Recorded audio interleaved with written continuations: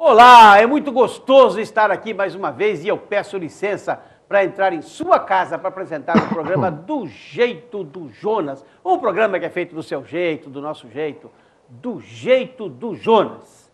Para você entrar em contato conosco pelo e-mail jonasgrebe@ig.com.br e também no Facebook /Do Jeito do Jonas, ou na minha página pessoal, você coloca Jonas Grebe e você vai encontrar, vai bater um papo, faça seu comentário sobre o nosso programa. Vai ser muito gostoso receber você lá. Para me ajudar a fazer esse programa hoje, eu convidei o publicitário Júlio César Ferreira, um ícone de nossa cidade, uma pessoa expoente aqui no nosso convívio social, e que também tem lá o seu Link Guarujá, que traz muitas notícias, muitos acontecimentos, muita coisa da nossa cidade. Como vai, meu amigo Júlio César Ferreira? Tudo bem, Jonas? Mais uma vez é um prazer estar aqui contigo, batendo papo. Vamos dispensar esse ícone exponencial, essas coisas todas. Eu vou acreditar isso aí, é um exagero de amigo, mas é sempre um prazer estar aqui contigo, batendo um papo, e te agradecer por ter falado aí do nosso Link Guarujá, né? Que é para quem não conhece, é uma página na internet, que tem também uma fanpage no Facebook, e vem aí me surpreendendo positivamente, Jonas. Eu mesmo, que sempre trabalhei com comunicação, me surpreendo com a eficiência dessa ferramenta, da internet. E o que deveria ser, em princípio, um portal de notícias do Guarujá, vamos dizer assim, está se transformando num fórum de debate. Isso é muito bom. Eu acho que a gente hoje tem um canal para as pessoas se expressarem, com total liberdade. Mesmo que geralmente eu opto por não participar da discussão, para deixar justamente as pessoas discutindo e sentir o clima que está na cidade hoje, né? É muito interessante. E também a gente tem se destacado muito na prestação de serviço. Sabe, é impressionante o número de e-mails que a gente recebe pedindo orientação sobre uma série de coisas. É quase uma ouvidoria paralela. Então a gente procura encaminhar, atender todo mundo, mas está muito legal. A gente hoje está chegando aí perto das 7 mil opções de curtir. No blog a gente já passou dos 50 mil acessos. Então realmente é uma coisa surpreendente. E como é que chega no E uma link? ferramenta. É fácil, você chega pelo próprio Facebook, que é facebook.com/Link Guarujá.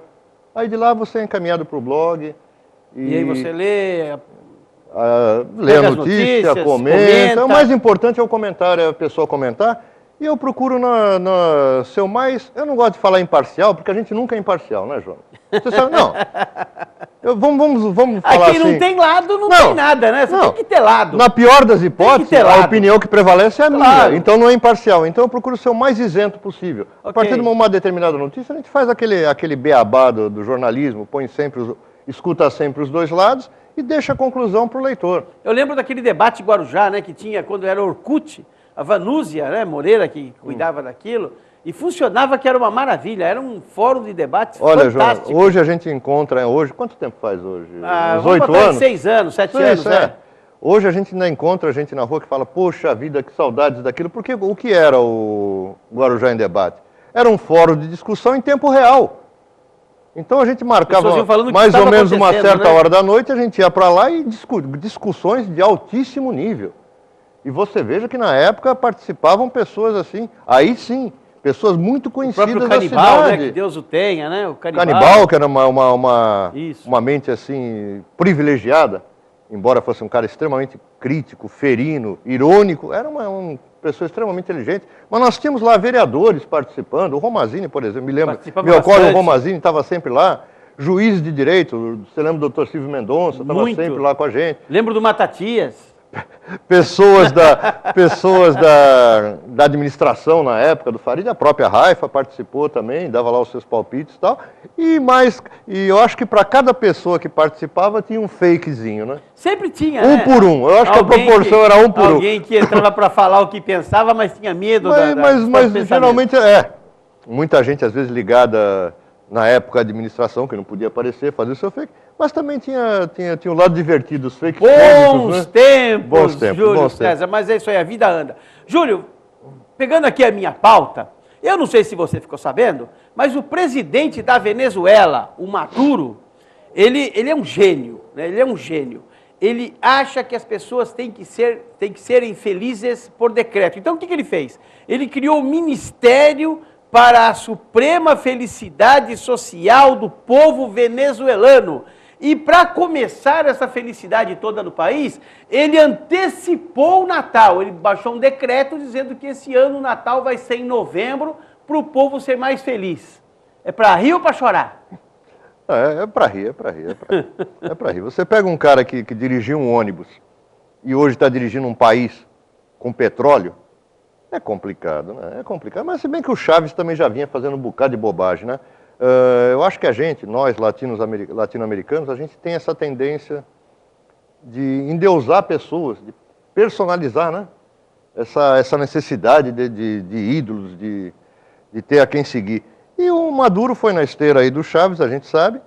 Mas o que a gente pode esperar desse cara? Seria maravilhoso. Tenho pena do povo. Seria maravilhoso numa sociedade perfeita aí ter um Ministério da Suprema Felicidade. Mas hoje é uma piada, pô. Agora, antecipar feriado, a gente já viu isso em outros lugares, né, Jonas? Então, é bom, né? Então a gente já viu não antecipar feriado, mas mudar datas que são fixas é um negócio meio complicado.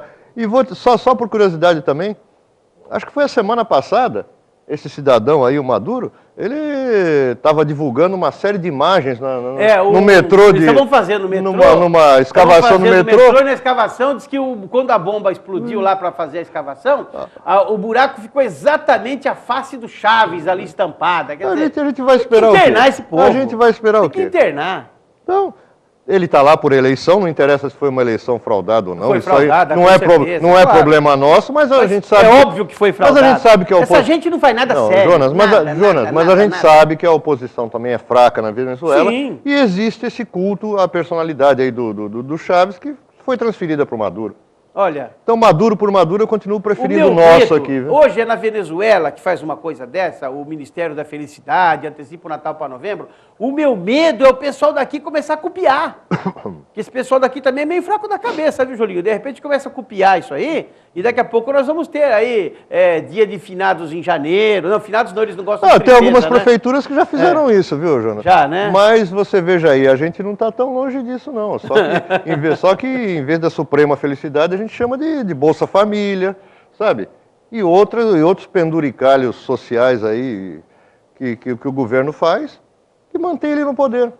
Quer dizer, faveliza o país. Guardadas as proporções, não é muito diferente. Faveliza o país, joga todo mundo na miséria quase que absoluta, caça os meios de comunicação e aí decreta Natal em novembro, Ministério da Felicidade, né? Vai estar feliz quem for ocupar o ministério, né? Óbvio, você falou de caçar a imprensa, de tentar calar a imprensa. O que a gente calou a imprensa? Ele calou. Na Argentina também. A Argentina está tentando fazer isso com uma capa de constitucionalidade, com uma capa de... O país já foi. Pelo amor de Deus. Pelo amor, uma afronta. E é o que a gente tem que brigar sempre, João. Para que não aconteça. Não interessa se eu estou aqui com você, nós estamos diante de uma câmera de televisão, estamos num canal de comunicação, nós temos o direito de falar toda a bobagem que a gente quiser falar. E nos responsabilizamos por isso. Nós temos direito de expressão. Foi por isso que se lutou tanto lá na nossa ditadura de 1967 até 1979, naqueles 12 anos que realmente foram difíceis no Brasil, brigava-se pelo quê? Pela liberdade de expressão. Então, e agora a gente fica muito triste, um assunto puxa outro, de ver os nossos ícones da época, né?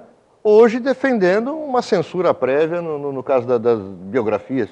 Porque na época eles falavam contra os outros, hoje falam contra eles. Mas veja bem, Jonas, você é um jurista, você pode até explicar isso melhor. Mas a partir do momento que eu publico um livro sobre a vida do Jonas, se eu escrever alguma coisa que te ofenda, ou ofenda os familiares...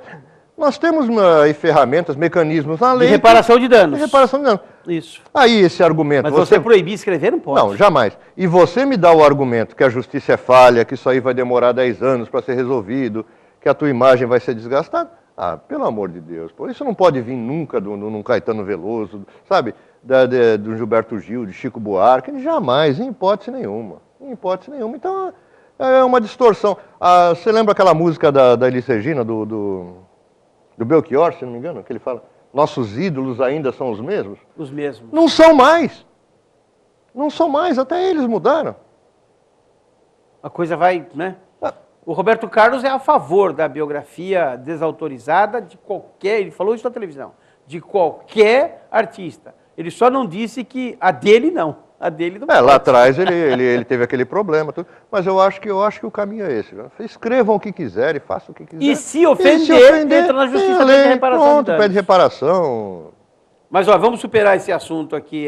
O Ministério para a Suprema Felicidade Social do Povo Venezuelano. Será que não é falta de nome de ministério para inventar? Porque aqui no Brasil, por exemplo, já tem 39. Não, tem 40? Não, 39. Não tem 40 porque vão falar que é o fulano e os 40, né? Não vamos falar isso. Então tem só 39. Na Venezuela, acho que eles estão querendo descobrir jeito de fazer ministério, cabide de emprego, sei lá, e vão criando. E aí chegou aqui no Ministério da Felicidade. Gente, para ser feliz não precisa de ministério. Basta ter pão na mesa, ter um bom emprego, ter uma boa educação, que a pessoa busca a própria felicidade. Não precisa você fazer um ministério para a pessoa ser feliz. Quer dizer, o ministro aqui, será que ele vai ser feliz? O ministro da Felicidade, será que ele vai ser feliz? Vendo a miséria que tem naquele país, naquele povo? João, só me ocorreu aqui agora uma coisinha. Vamos voltar um pouquinho para Roma antiga. Você deve ter ouvido falar do Cícero. Claro. Cícero Aliás, foi um hoje grande orador. Hoje é jogador do Santos, joga de número 8, faz Quem gol. diria acabou na Vila, né? Cícero, quem diria acabou na Vila. O Sócrates deixou de ser o maior filósofo da história para jogar no Corinthians. Quer dizer, então, futebol é isso. Então o Cícero, naquela época já, que ele era um grande orador, e escreveu uma série de cartas para o seu irmão, né, Túlio. E numa dessas cartas, que o irmão era candidato a cônsul, né? Então ele dizia que a gente mede a eficiência de um governo pela felicidade do povo. Isso. Exatamente isso. Simples assim. Simples assim. Se o povo recebe pão e circo e gosta disso, está feliz. Se acha que é pouco, que ele quer mais, vai para a manifestação, vai buscar. E convenhamos, Jonas, o povo brasileiro, latino-americano, se contenta com muito pouco. Sabe? Eu acho que você governar hoje uma cidade como Guarujá, uma cidade menor, não requer tanto esforço assim, sabe? Não é tão difícil fazer o povo feliz, se a gente fizer o básico, já está de bom tamanho. Sabe, uma zeladoria bem feita hoje está de bom tamanho. Se a gente gerar oportunidade de emprego, está de bom tamanho. O saneamento básico, que é o elementar, está de bom tamanho. E depois a gente vai dando os passos subsequentes para uma evolução. Verdade. Você lembra em que ano Paulo Maluf foi prefeito da cidade de São Paulo? Foi em 92? Já fazem mais de 20 anos. Mais de 20 anos. Depois de mais de 20 anos, Maluf é condenado por desvios de verbas públicas quando era prefeito. E tem no no TJ de São Paulo, tem os seus direitos políticos suspensos por 5 anos. Não vamos ficar muito contentes com isso. Primeiro porque, como você falou, está em segunda instância ainda. Ele foi julgado por um colegiado, perde os direitos, vai ter os direitos políticos cassados, mas esse processo pode ir longe. Olha, tem duas coisas aí. Primeiro, tem dois aspectos aí que devem ser analisados. Primeiro, na minha opinião, para quem não sabe, né, eu posso dizer aqui de público que eu já fui advogado de Paulo Maluf, ok? Então, já advoguei para ele, né? Já advoguei para todo tipo de seres humanos que me procuraram ao longo da minha vida. Muito bem. Primeiro, isso aqui é mais um daqueles processos que leva o povo a dizer, tá vendo, a justiça não funciona, a justiça é só para pobre, porque isso não vai impedir o Paulo Maluf de ser candidato. Primeiro, para ser impedido de ser candidato, de pleno, você precisa ter tido uma condenação por enriquecimento ilícito. Os desembargadores entenderam que ele não teve nenhum ganho de patrimônio, portanto não houve enriquecimento ilícito. O que é isso na minha visão? É aquela portinha que você esquece destrancada. Sabe quando você tranca a casa toda, mas você quer que o outro entre e você deixa lá uma portinha no quintal sem a chave? Você tranca tudo, põe tranca em tudo, mas você deixa uma portinha pequenininha ali sem tranca, que é por ali que se vai entrar. Ok? Então, isso já foi uma porta que deixaram aberta, não me perguntem a que título, porque eu não saberia explicar, porque se soubesse eu explicaria, mas deixaram uma porta aberta aqui. E a outra questão é o trânsito em julgado. Como não tem enriquecimento ilícito, quer dizer, O que diz é o seguinte, que houve o desvio, mas que ele não usou isso em causa própria, porque ele manteve a mesma residência, ele mora na mesma casa há mais de 50 anos, porque ele não trocou de carro, enfim, não descobriram nenhum ganho aparente próprio. Isso não foi colocado na condenação. Isso vai fazer com que, num recurso para o STJ, em Brasília, ou mesmo antes de chegar no Supremo, ele ganhe uma liminar para disputar a eleição porque não houve enriquecimento ilícito. E as pessoas comuns, as pessoas do povo, dizem, está vendo? A justiça não funciona, a justiça é só para pobre. Ou não é assim? Olha, Jonas, o Maluf a gente sabe que é um símbolo, é uma figura emblemática. Quando você fala de corrupção, fala-se de Maluf. E o que me chama a atenção nesse caso é o fato desse caso esse julgamento ser feito 20 anos depois, Jonas. Quando até os próprios acusadores dele na época na política já se envolveram em mensalão. Não quero ir por aí, eu não vou defender o Maluf em hipótese nenhuma. Não, eu também não, mas não é verdade isso? Eu só quero destacar que, por exemplo, a gente está assistindo agora, em São Paulo, um escândalo também de proporções iguais enormes, ou maior. Envolvendo o Kassab e sobrando para o Haddad. Da secretária atual. Sobrando para o Haddad. Então, nós só vamos ver o resultado disso daqui a 20 anos. Mais. E mesmo assim, com essas brechas todas da lei, com esse processo que não foi, como você falou, deixou uma portinha aberta, ainda tem que ir para a terceira instância, para a última instância, né, para a terceira instância, e aí? Então, o crime no Brasil compensa. Sim. Então, hoje, entra-se na vida pública para se ganhar dinheiro. Porque eu acho que isso aí é cultural brasileiro, desde a época lá das capitanias hereditárias, rouba-se o erário. E assim é a mentalidade hoje, infelizmente, em qualquer cidade do Brasil, em nível estadual e em nível federal. Para que serve, a gente pensando aí, nesse caso mesmo do Maluf e do Haddad, para que serve então um Tribunal de Contas? Vamos falar disso depois? Vamos. Breve intervalo Pegamos comercial, por aí. Programa do Jeito do Jonas. Volta já.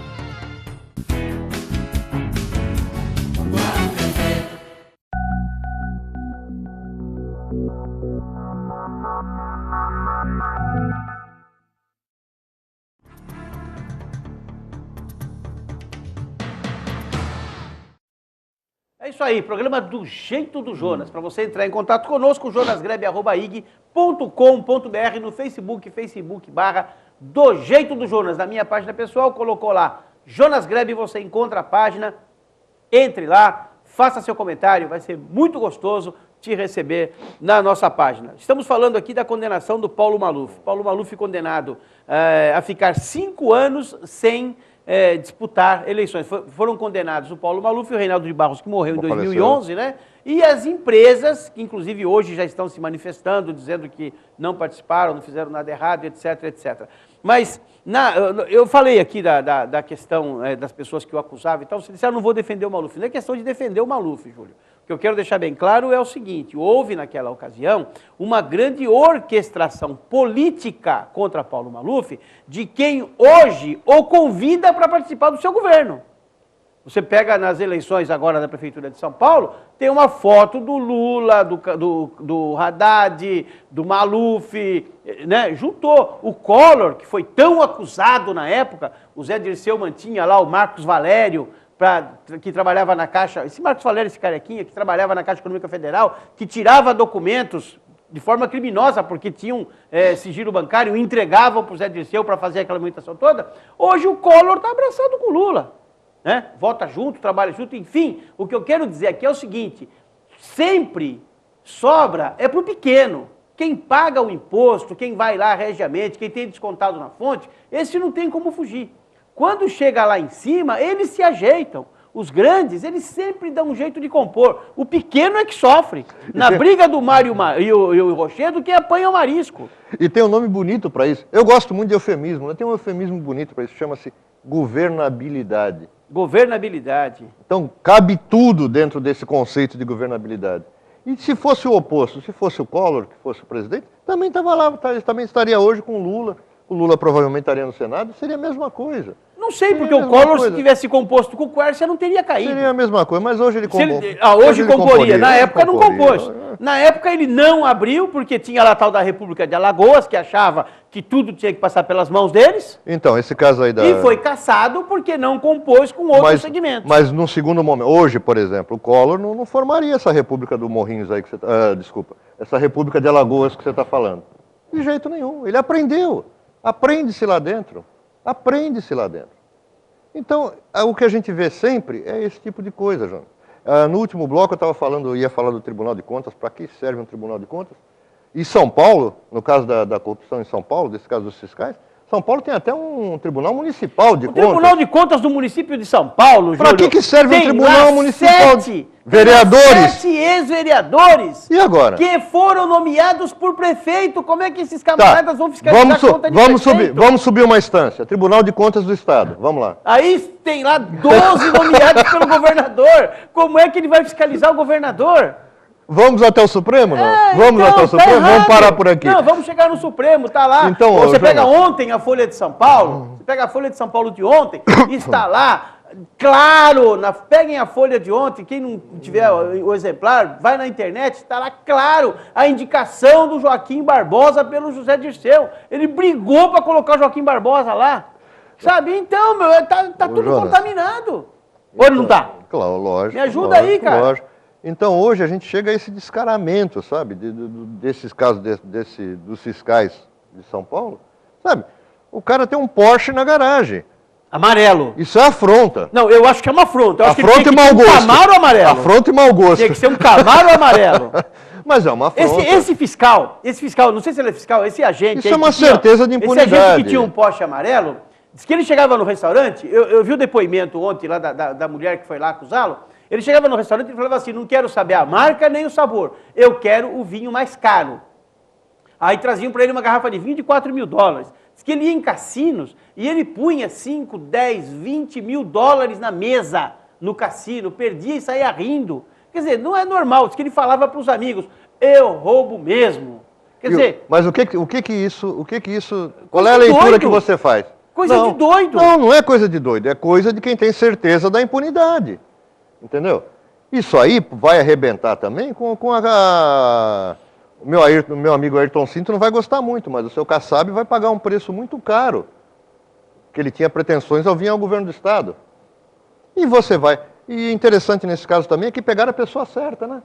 Você puxou um fiozinho... É o jogo de varetas. Despencou, você pegou a vareta, caiu o esquema todo. Agora, o que a gente, como cidadão, como peixe pequeno que você falou, o que a gente espera é que haja. Mas que peixe pequeno? Nós somos marisco. Vamos continuar esperando confiando aí um pouquinho na justiça, que haja uma punição para isso.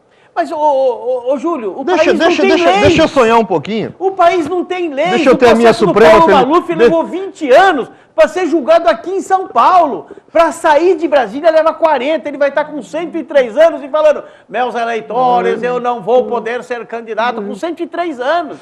Cara, até porque o processo, o mandato dele foi em 2001. Esse problema não, 2000 não, perdão. 96. Em 95, 96. Né? Isso está prescrito. Isso agora, quando chegar lá em cima, eles vão... Não dá nada, não tem leis. Nós atingimos ontem a marca de 51 mil homicídios no Brasil, que foram catalogados como homicídios. Nós temos outros 50 mil, porque quando toma um tiro e morre no hospital não é homicídio. Entende? É morte após ferimento de bala, e vão se criando nomes. Se você pegar as pessoas mesmo que morreram vítimas de outra pessoa que atentou contra a sua vida, nós passamos de 100 mil homicídios no ano no Brasil, ninguém vai preso. Números de guerra. Mas que se você somar a guerra da Chechênia, da Bósnia, da Síria, não dá 100 mil mortes. Aqui se morre no ano, e assim, e ninguém se preocupa em fazer uma lei para diminuir isso. Os nossos jovens estão sendo assassinados. Aí diz assim, não pode mudar a lei porque vai prejudicar o jovem. Não vai beneficiar. Marquês de Beccaria, que é o pai do direito penal contemporâneo, dizia que o que inibe o crime não é o tamanho da pena, mas sim a certeza da punição. Aqui todos têm certeza de que não serão punidos. A pessoa monta um esquema de corrupção desse porque ele sabe que não vai ser punido. Hoje se criou toda uma logística no nosso país até contra as religiões. E quando a pessoa tinha fé em Deus, ela tinha nisso um inibidor, um freio social, até para que ela fosse mais honesta. Até contra isso se trabalha, falando-se mal das religiões. Aqui no Brasil, nós trabalhamos contra a família. Nós achamos que a família tem que acabar porque não dá certo esse tipo de família, que tem que ser homem com homem, mulher com mulher, que negócio de família é bobagem. Quanto que eu ouço isso todo dia? Que eu sou careta porque defendo a família. E a família é um freio social contra o crime. Então nós estamos liberando de uma forma absurda, e um corrupto desse, ele não veio de Marte, ele não veio de Saturno, ele não veio de aeronave. Esse camarada é fruto da nossa sociedade, da sociedade que nós estamos construindo. E cada vez que ele compra um Porsche desse, muitas, mas muitas famílias são desassistidas num plano médico, porque você vai no posto de saúde e não tem. Ah, mas agora trouxe 50 mil médico cubano, mas não tem gás, não tem esparadrapo, não tem linha de sutura, não tem mercúrio. Não tem nada. Não adianta só jogar para a plateia. E nós estamos fazendo isso aí com a nossa sociedade. Júlio, me ajuda aí, pô. Não, eu não vou te ajudar porque, de certo modo, eu não concordo com o que você está falando.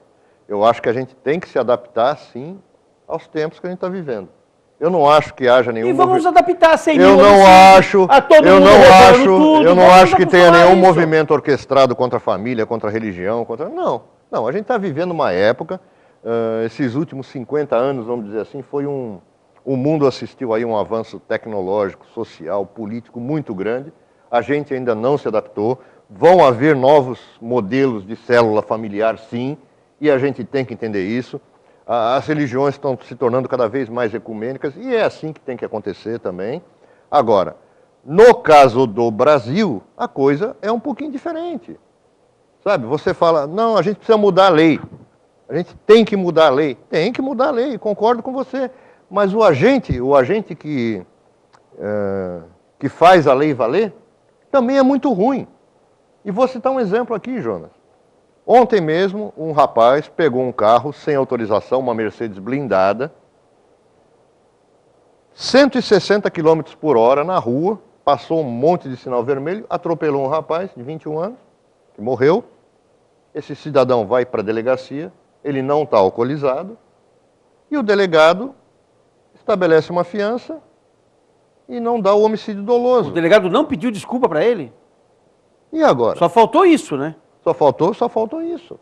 Então, se a lei é ruim, e nesse caso ainda é mal aplicada, e aí, João? Não, o delegado não aplica mal a lei é essa mesmo, é ouvir declaração e soltar. O delegado está correto, a lei é que está errada. Não, mas nesse caso poderia ter um agravante. Poderia ser um homicídio culposo. Pô, a partir do momento que você pega um carro sem autorização e vai e põe a 160 km por hora na rua, você está assumindo o risco de matar, não tenha dúvida disso. Então eu acho que a gente está num processo lento, Jonas. Infelizmente o processo é lento. E caminhando para trás. Sabe? Então o que a gente tem que fazer... Não acredito, não, eu discordo de você. O que a gente tem que fazer é isso. Você que tem essa câmera aqui à tua disposição, todo dia você está aqui, eu que tenho o meu veículo de comunicação, e quem tem alguma influência, o nosso trabalho é tentar acelerar esse processo de uma maneira segura. Só isso. É um trabalhão? É um trabalhão. É difícil? É difícil. Ano que vem vamos ter mais uma eleição aí, vamos tentar depurar um pouquinho o nosso quadro político. E antes de você votar para deputado federal, pense bem e pergunte ou tente descobrir o que é que ele pensa sobre as nossas penas, a nossa lei de execução penal. Se for para deixar do jeito que está, vote em outro porque você vai ter problema. Júlio César Ferreira, uma honra muito grande tê-lo aqui. Desculpe, mas eu não posso deixar de falar que você é um dos ícones dessa cidade. Você sabe que eu sou seu fã, acima de tudo. E o que eu posso fazer por você, mediante a censura da nossa querida Paula Maia, é te dar 30 segundos para você falar tchau. Não, Jonas, eu me despeço mais uma vez, agradeço o teu convite. E vamos tentar, vamos brigar aí também, já que a gente está falando tanto de brigar, de exigir direito, vamos tentar exigir aqui com a direção da emissora mais tempo no programa. Vamos reivindicar isso, vamos fazer um movimento, vamos para a rua, para a gente poder terminar os assuntos com mais tranquilidade. Muito obrigado, Jonas. Uma honra muito grande receber aqui o Júlio César Ferreira, E com certeza virá outras vezes com as suas ideias claras e colocando aqui o seu posicionamento. Que Deus te abençoe e te guarde, que faça resplandecer o seu rosto sobre ti e te dê a paz.